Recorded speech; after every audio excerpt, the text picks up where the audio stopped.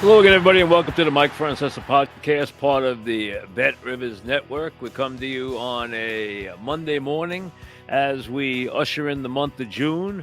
And yeah, there's a little, I guess, somber feeling now that the Knicks are gone. No trip to the finals, no expectations coming later this week of, a finals trip against a big opponent. I understand it would have probably been a futile run anyway against a team as good as OKC. But the bottom line is just getting to the finals as a destination. It would have been special to get there and take your shot. And now Indiana gets to do that. And this is going to be, as the finals open on Thursday, I think, number one, the days off hurt the NBA at this time of year dramatically because people this time of year, they not only have baseball, to deal with. They also have good weather. There's a lot of things going on as kids come home from school and summer vacation and planning. You got the Belmont Stakes later this week. But the thing is, it's in this series. Yes, it's small markets. I don't think that matters. I really don't think it matters at all. You can have compelling series in small markets. The question is, can this series in any way capture the imagination of the fan? Do they care? Do they understand how good OKC is? And I don't think they do. I don't think even a little the average public, only the diehard NBA fan understands what this team is about. You're talking about a team that goes into the finals as an overwhelming favorite, ranking with the great Bulls teams, ranking with the Kareem Abdul-Jabbar, then Lou Alcindor, Oscar Robertson team, ranking with the 71-72 Lakers, who won 33 games in a row and rolled to a championship. This team is statistically ahead of all of them. First of all, they have been an overwhelming favorite throughout the postseason, almost to an historic level. Number two, they come into this final series having outscored their opponents by a wider margin than any NBA final champion ever. They come in at 12.9 per game in the playoffs. The 71-72 Lakers, the Bucks, and the Bulls are the only teams to ever come in at plus 12 per game in the postseason. This team wins games by 50 points, by 40 points with regularity. That's why they are a 7-1 favorite to win this series. Okay? This would be one of the great upsets ever if it happens. Do I think it will happen? I do not. But I do have a sneaking suspicion that this is an underdog that can surprise in a couple of ways. And they've surprised a lot, let's be honest. Indiana opened the season as a 66-1 choice to win the championship. The fact that they're standing in the finals makes them one of the longest shots to ever make the finals.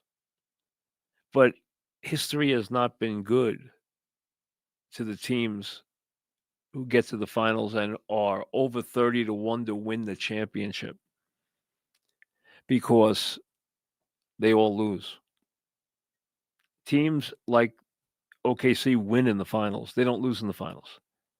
Teams that have been as dominant in the regular season as OKC have been, they don't lose in the finals. Historically, they don't. That's why this would be one of the great. You're not only, I mean, listen, you're talking about a 7-1 underdog. Okay. OKC is, depending on the day and the movement of the money, right now about a 7-1 favorite everywhere. Now, When the playoffs started, Indiana was 80-1. Do you know how rare it is to have a team upset a team in the second round and then upset a team in the third round and then get to the finals? If they were to upset a team in the finals, it would be one of the great runs in NBA history. But this team is a little strange. It really is, in that this year, especially in the playoffs, they have trailed by 15 or more points 7 times. They have won 4 of those games outright. No team has ever done that before in the playoffs. Now, the case for OKC is and I will spend more time on this later in the week in terms of real analysis. I'm not going to spend a bunch of time on X's and O's right now. Obviously, OKC has a lot of edges. But think of some of these things here.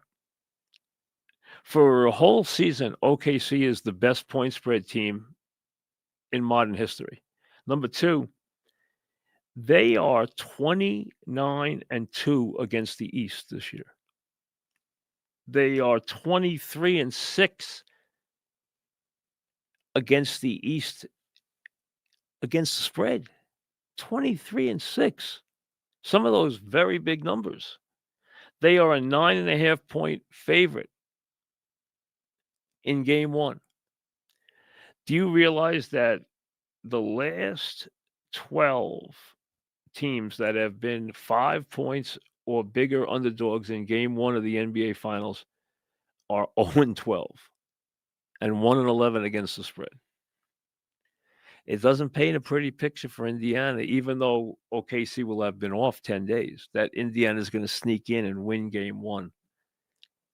But to me, if Indiana doesn't go in there and shock the world in either one of the first 2 games, I think the ratings by game 3 will be completely dire, and nobody would be back in that series again until it was 2-2, if it ever got to 2-2, which means Indiana would win the 2 games in Indiana. Can they win a game? Can they win a game in OKC? Yeah, they could. They've had their moments there. The dog is barking at somebody out in the hall. I don't know who's there. I can't see. Whoever it is, I wish they would move so that they don't keep having the dog bark there. OKC has been so dominant. The only team that really gave them a tough matchup was Denver, and I never got the feeling that Denver was going to win that series. But Denver did give them a good run for their money, and Denver's a really good team with the best player in the sport. But it's going to be hard to find anybody who even has this series going to 7 games, no less has Oklahoma City losing. I mean, I'm sure there's somebody in Indianapolis somewhere who will pick the Pacers to win the series, but they probably don't even believe it.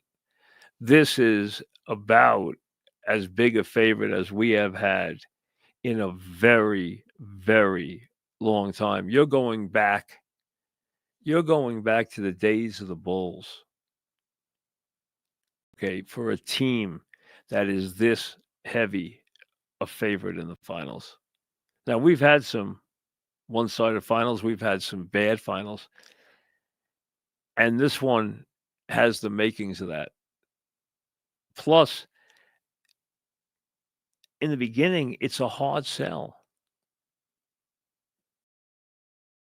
Oklahoma City is a young team. They are a team that doesn't get a lot of national publicity. They have a budding superstar player, but he's a very low-key MVP, very low-key superstar, not a lot of charisma. The team is built on defense and length.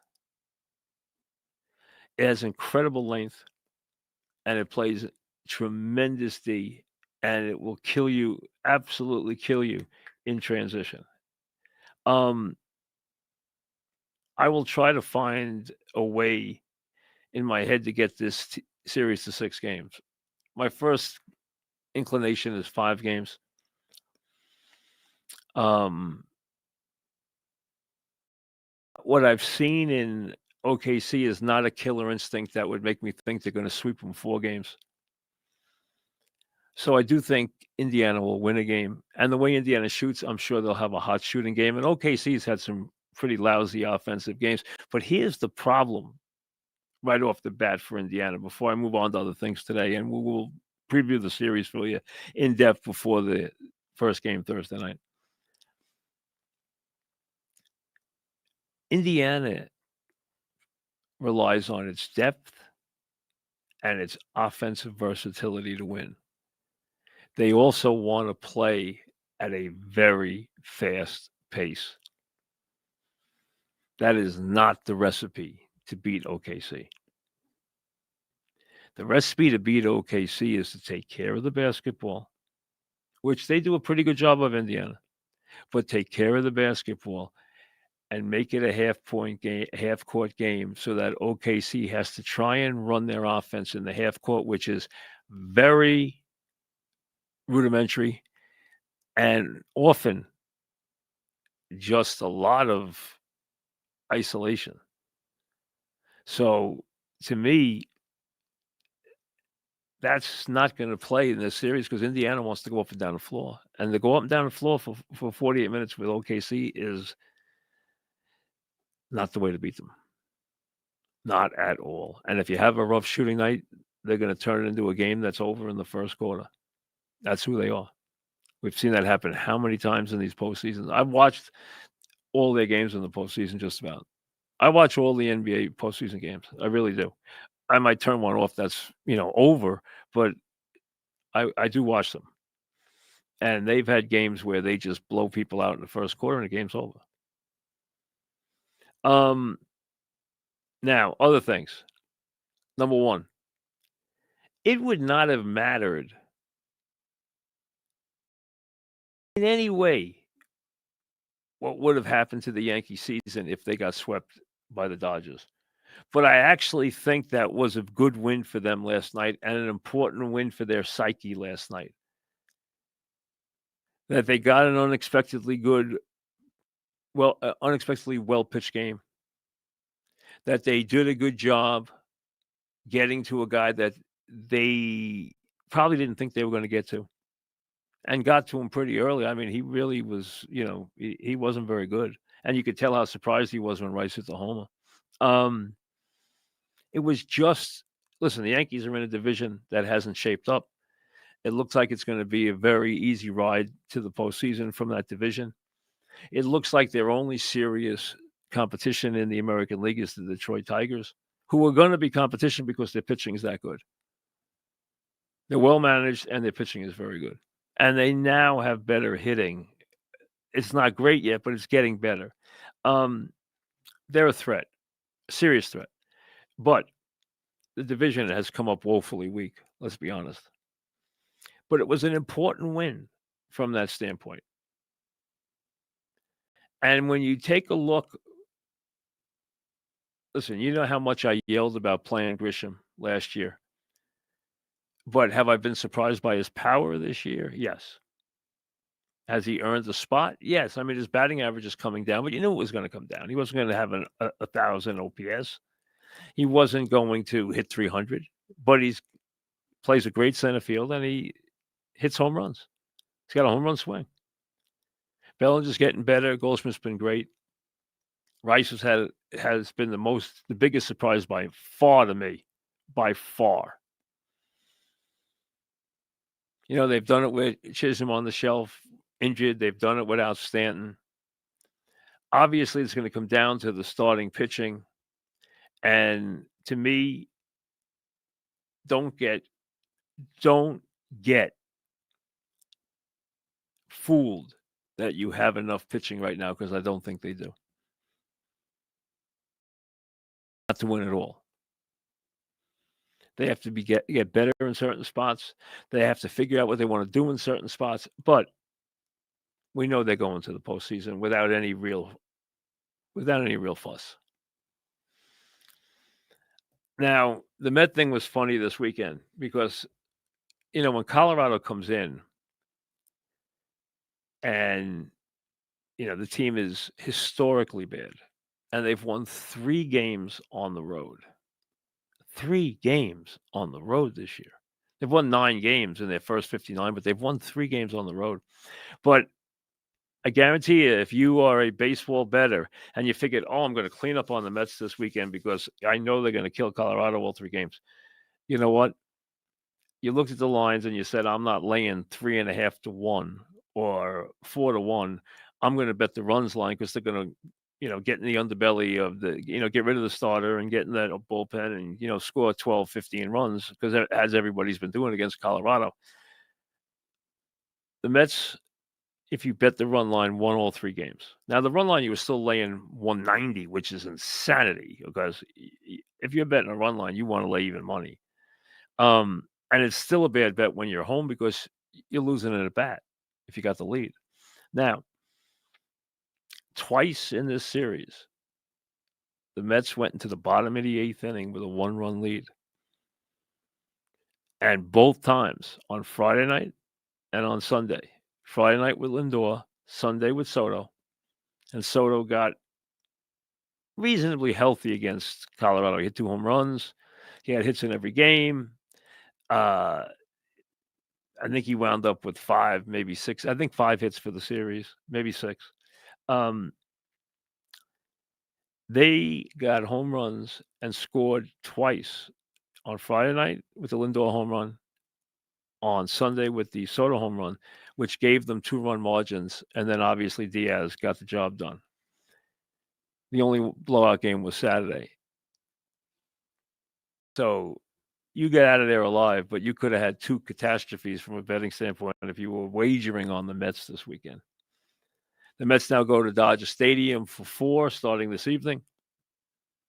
They're back in first place. They're going to have a very good race in that division.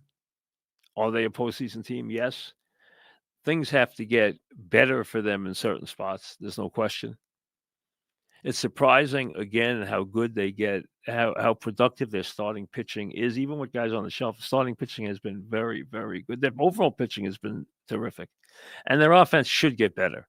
I don't think it's going to get that magical, productive feel it had last year. Clearly, it hasn't because they've been very bad with runners in scoring position. But Soto's going to wake up. I mean, now his home run total's up to 10. He's headed in the right direction.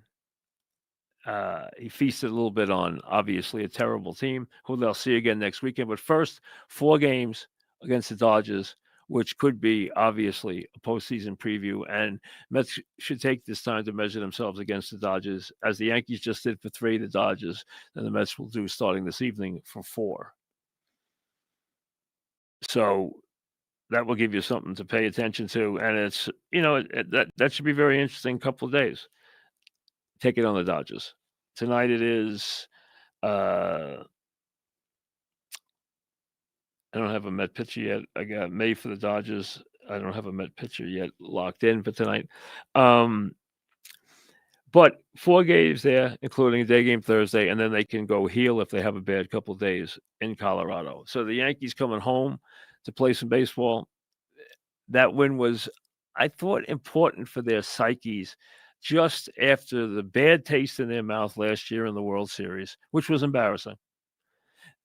To get a game against the Dodgers, against that pitcher on Sunday night, national TV, was a positive. Even on a rare, and win a game where Judge has a rare bad evening. Now, golf's going through a very, very strange time. It really needs to get unified. It needs to live players back in a big way. It can't get that done. There's a separation there that, you see, the bottom line is this. There's 2 distinct issues that they can't solve. One, how do you placate and reward those that were loyal to the PGA. Scheffler, Spieth, Rory, etc. But also the top 50 players or 100 players. Number two, the PGA wants everybody back under one umbrella. Live wants two umbrellas. They want two different leagues under one big umbrella.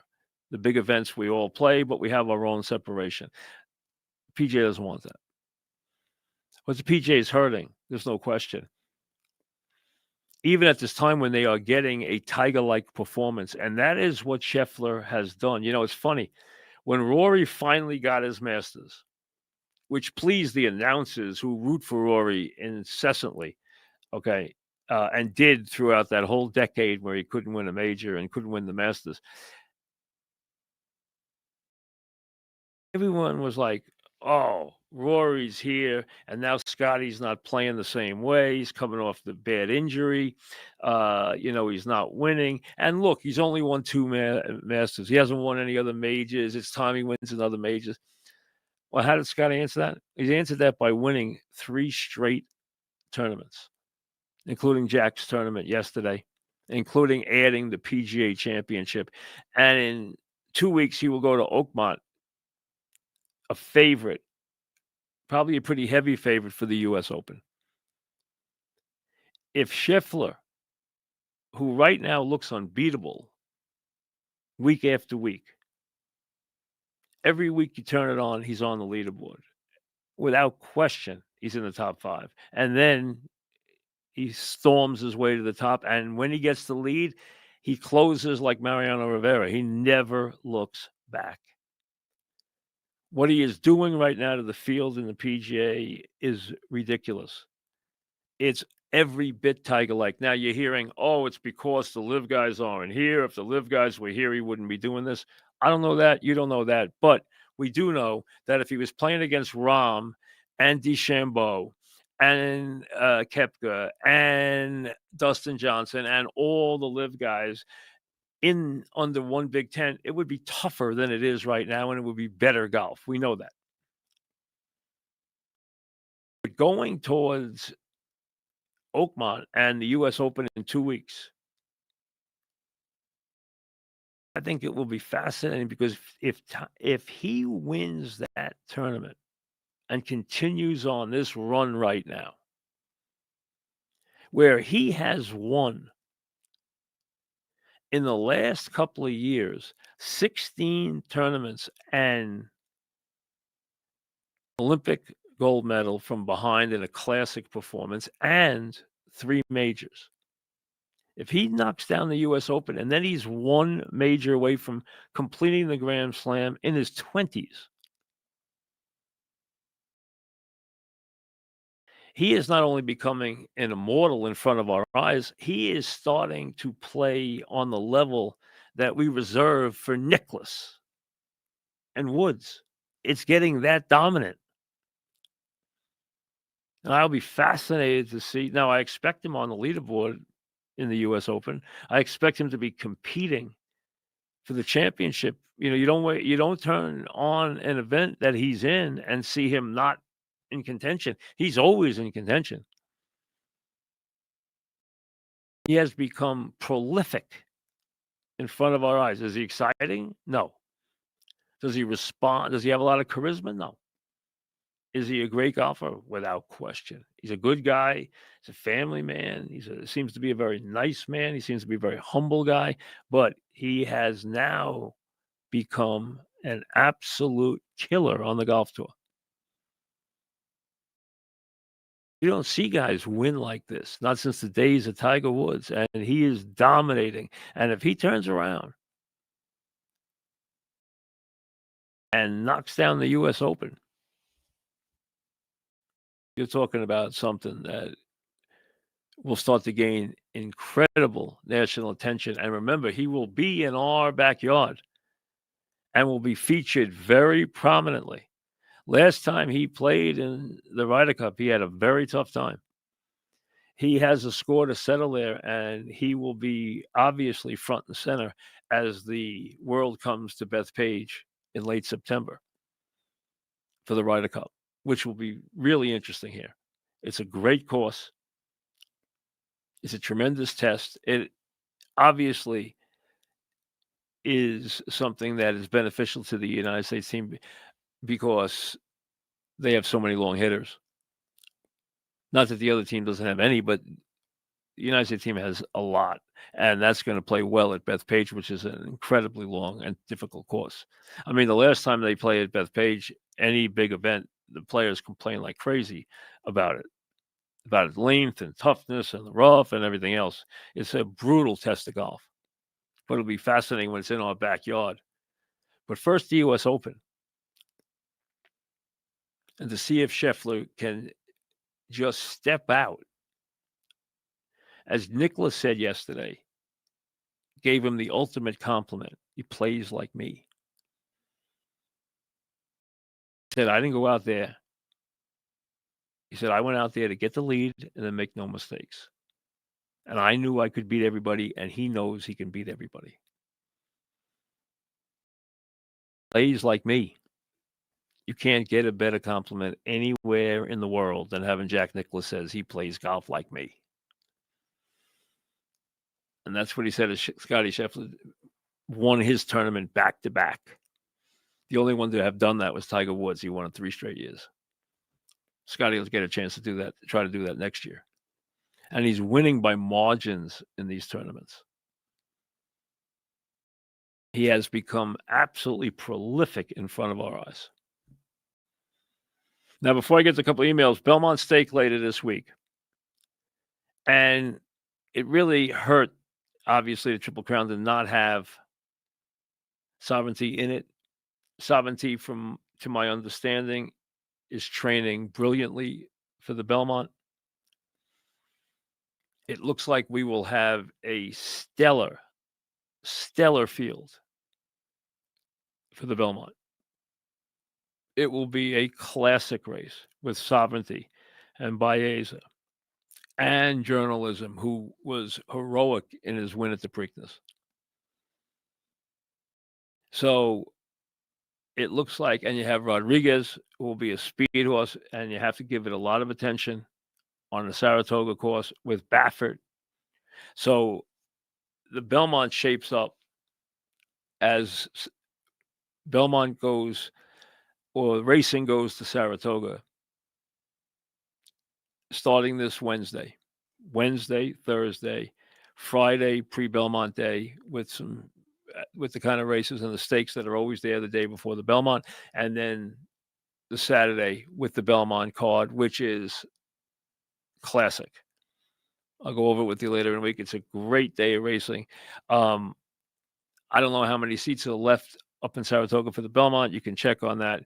I always tell you this. Saratoga will open 4th of July weekend and will, in essence, run through Labor Day. If you like horse racing, I'm sure you've been. If you don't, and you always thinking a place to go for a weekend, it's not cheap. It's not a cheap weekend. But if you go to Saratoga, you will love the track, you will love the experience, and you will love the town. And if I could give you a couple of hints, if you want to save a couple of bucks and you've never gone before, stay in Albany or stay along the Northway between Albany and Saratoga, which is about a half hour of exits of towns along the way there, where you can stay in, Red Roof Inns or different motels, or at reasonable prices, even when the meet's open. They don't escalate their prices in town. They escalate their prices insanely. They gouge you in Saratoga in racing season. That's their whole year. Restaurants do. Okay. It has great restaurants. It's a very lively town. It's a joyful town. It's a great place. There's a lot to do there. There's a lot to see there. You will love the city. You have to come spend some time in Saratoga. You got to, after the races, go downtown and walk Broadway and go to a couple of different restaurants or bars. There's a lot going on. There's a lot of action after the races every night. There's people everywhere, music everywhere. And it is a great experience. So if you've never gone for a weekend, go. I guarantee you'll have a great time. I've never had anyone contact me and say, "You sent me to Saratoga and blah, blah, blah, blah, blah." And I've had 1,000 people in my life as I walk through Saratoga during the summertime, which I always do. And I walk through the grandstand and through the paddock area, and I see people in their lawn chairs, and I see people everywhere, and they come over for pictures, and we talk, and whatever. And I can't tell you how many have said, "Yeah, you told me to go to Saratoga for a weekend, and we've been back every year. We've been back every." I hear that every single day because it's a lock. It's a given. You will not have a bad time in Saratoga, ever, and you might win a little money. I'm not guaranteeing that, but you know what? You'll have a great experience. Okay. Now, a couple of emails. We will be back before the. Let me set the week up for you. We will give you the Belmont prediction.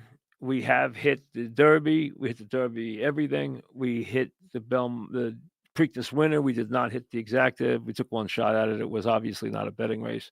This will be a very good betting race. I will have everything for you later in the week. So I will have predictions up for the race. Number one, I will analyze the race for you on Thursday. Number two, we will have a preview of the NBA Finals before they play game number one, which is Thursday night. Game number two is Sunday. The NBA plays this over 2 weeks. They spread it out. The biggest reason they spread it out is they have to move a lot of media around. But the other thing is a couple extra days gives you a chance to make the adjustments. It also gives players a chance to be in top shape for every game. The extra day makes a big difference to their bodies, especially late in the playoffs. So you get a better quality of play. You're not getting a bunch of pulled muscles. You're not getting a bunch of sprained ankles that you would normally get if you jam those games together. These teams have had rest. Indiana's going to have rest. OKC is probably chomping at the bit. They'll have had 10 days off when they play. That won't hurt them in game one because they're a defensive team. If they shoot well in any game, you're dead. They'll beat you when they shoot badly. And, you have to do the prerequisite things against them. Don't turn the ball over. Don't put their star on the foul line 15 times. It's a lot easier said than done. All right, let me get a couple of emails in here. We haven't taken any in a while. Here we go. All right, we got some here. Here we go. Steve starts us off. I see Karl-Anthony Towns play, and I realize how great Patrick Ewing was. Do you think Ewing's game would translate to today? Absolutely. I mean, remember, Ewing was an offensive center, and Ewing was one of the great contradictions. When he was in college, he was a defensive player. His game was predicated on defense and rebounding and intimidation and stuff like that. We didn't realize until really late in his senior year that he was going to be a good jump shooter. He did show a good jump shot in the championship game against North Carolina. Now, in that freshman year, but it was on and off, and we saw more of it senior, but he became a great jump shoot, one of the great big men jump shooters ever. He wasn't quite Bob McAdoo, but he was a legitimate big-time center. He was not the greatest rebounder. That was not his strength. He was not the presence that Shaq was or the all-around brilliance that Olajuwon was, but he was still a wonderful, wonderful player who, if he had a championship, would be treated far more respectfully than he is in New York. What are your thoughts on Rodon so far this year? Is your trust in him increasing? I can't say he hasn't been good. He has. Do I trust him? I do not. Let's assume that St. John, this is Fred, let's assume that St. John's and Syracuse are playing at a very high level. Which one would own New York? I get this question a lot. It's a dumb question. It's not even close. Syracuse is a regional team, and there are a lot of alums in the metropolitan area. St. John's, this is a local team. Their home is the Garden. Their home is Carnesecca and Queens. They're a Queens, New York team. They are our team. They're a New York team. It's not even close. They would own the town 100 times over Syracuse. It's not even remotely a discussion. Now, Doug, has Lindor been underappreciated in New York? He's the captain of the Mets. I agree it's his team. He has a very, very close relationship with the ownership. He is clearly the leader of the club. I don't think there's any question about that. He's a very, very good player. He's an exceptional offensive player. For a shortstop, he is a extremely consistent power hitter and consistent offensive performer. He's a very talented player. I do not believe he's underappreciated. I think Met fans, after a rough start, have taken to him very well. And I think everybody realizes how gifted he is as a performer. He's not a great defender, but he plays all the time. And he is a terrific offensive player. No question about it. With a lot of power. A lot of extra base power, a lot of home run powers. And from the right side, he kills it power-wise. Just kills it. He's a very good player. He's a better player than I thought he was, to be honest with you. And he's got a lot more power than I thought he had. He really has legitimate power. He really does. He's a very, very good player. There's no question about it. And he's well worth. He's got a very good contract. He's well worth every dime of it. And he is a very big part of what they do. I don't get the idea that it's sort of his personality to lead. He will lead with his performance. And remember this, what you're banking on with him is that he will be there for you in the big game. And that's one thing he has done in his career that has really distinguished him. Remember, he's still only 26 years old with all the success he's had. He has come up big. He's already won titles. He's already been to World Series. He is proved to be a money guy at the plate. And that is something that I think the town, the fans, the media, the ownership all expect from him, is that he will come up big when the game's the biggest, because that's who he has been and who he will be. We'll see you later in a week.